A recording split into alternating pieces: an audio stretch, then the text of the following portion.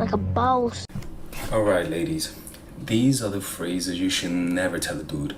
If you utter any of these sentences, you might give that guy a heart attack, alright? You might turn him off. Now, we're gonna talk about 3 things you should never say before a relationship and when you're in a relationship with a guy, alright? So let's begin this.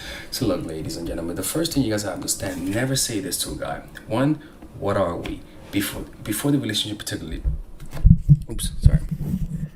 Before the relationship, and the reason why is because when you're not with somebody and then you begin to ask, what are we?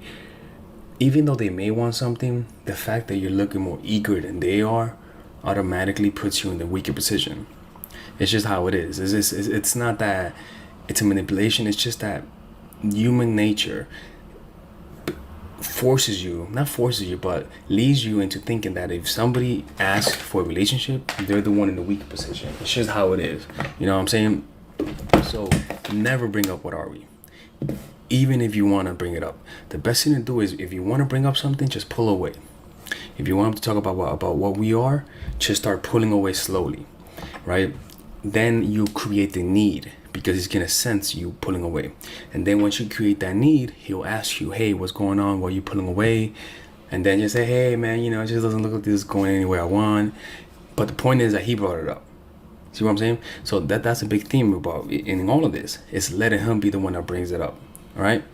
The second thing is talking about how you feel about him. Before the relationship particularly, never talk about how you feel about him. You could do it with your actions, but with your words, contradict your actions. Show him how you feel with your actions, but with your words, contradict it, right? So if he says how you feel about me, you never really tell him how you feel about him. It's just how it is. If you feel a 10, you make sure you try your best to show a 7. It's just how it is. I didn't make people. It's just how it is, all right? Because if you don't, people will take you for granted. And if you don't believe me, your parents validate you all the time. They tell you how much they love you, and guess what? You're tired of that shit, and those are the ones who you take for granted the most, right? Unfortunately. The third one is ask him about his whereabouts. Where were you last night? What are you doing? Look, man, there's nothing wrong with asking him in a complimentary way. Just don't ask him as a way to control him.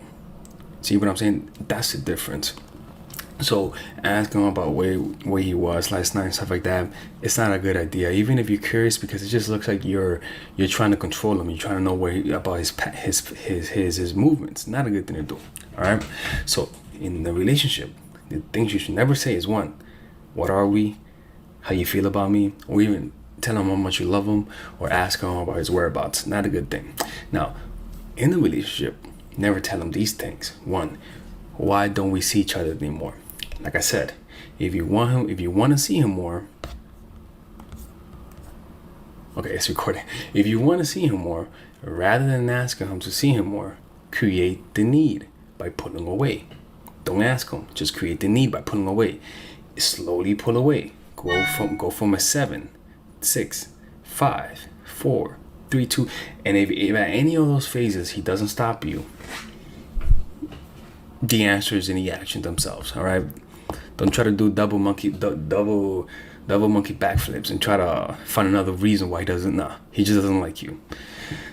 So never ask to see him more. Just pull away and let him say, hey, why don't I see you no more? Like, you know what I'm saying? Like, create the need rather than you be the one that asks him. The next thing, always tell him how much you love him. Look, man, it's nice. It looks cute, but it's not optimal. It's just not optimal. You don't tell somebody how much you love them all the time.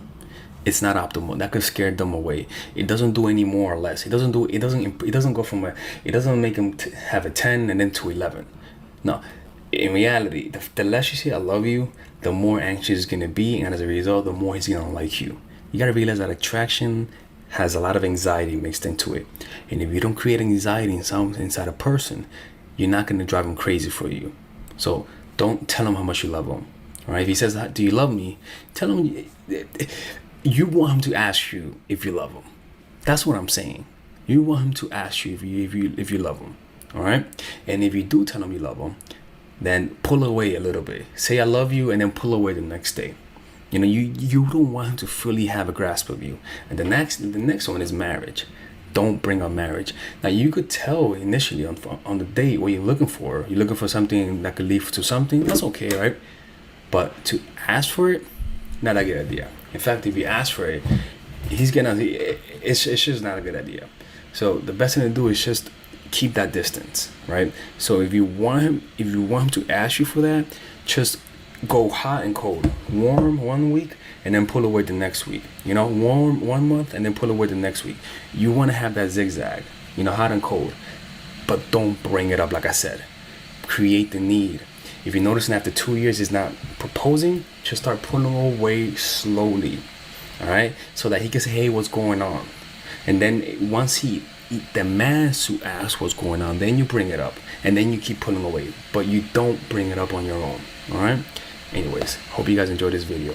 Deuces, motherfuckers. All right, ladies and gentlemen, if you guys ever want to learn how to use your feminine energy to influence people, learn how to use your masculine energy to become more assertive, and also learn how to blend both energies to improve your dating life, your spiritual life, honestly, your relationship life, your family life, your career life, this is the course for you. If I had to make a course for my nieces, I have two nieces, one is 19 and one is 15.